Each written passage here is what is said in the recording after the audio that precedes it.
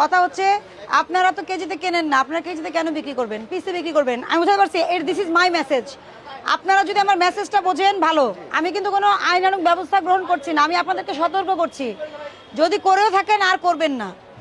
সরকারকে রেট দিয়ে দিয়েছে না, আপনার কেনার উপর ভিত্তি করে আপনি গ্রেডিং করে আপনি দাম নির্ধারণ করে আপনি পিস হিসেবে বিক্রি করবেন, কারণ এগুলো নিয়ে অনেক প্রবলেম তৈরি হচ্ছে।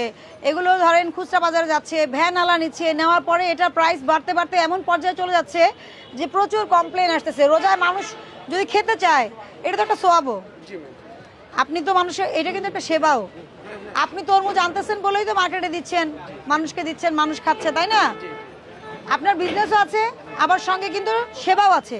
তাহলে আপনাদের এটা মাথায় রাখতে হবে। আমি বলছি, যদি আমি এসে এরপরে হাতে নাতে কাউকে ধরি, তাহলে কিন্তু আমি 50,000 টাকা জরিমানা করবো মিনিমাম। হ্যাঁ, আপনার এটা আমি সতর্ক করছি। আপনি করেন না, আমি এটা বিশ্বাস করলাম, কিন্তু ভবিষ্যতেও করবেন না, কারণ এটা একেবারেই নিষেধ। তরমুজ কেজিতে বিক্রি হবে না, ঠিক আছে, পিসে বিক্রি হবে। আপনারা পিস করেই তো কিনে আনছেন। আমরা কিন্তু বলছি না যে লসে করেন, আমরা কি কোনো ব্যবসায়ীকে বলতেছি যে আপনি লসে বিজনেস করেন? বিষয় কিন্তু এটা না। বিষয় হচ্ছে ফার্মাররা কি করে, ক্ষেত কিনে, ক্ষেত বিক্রি করে, তাই না? ক্ষেতে থেকে যিনি কেনে উনি আবার করে বাল্কে সেল করে।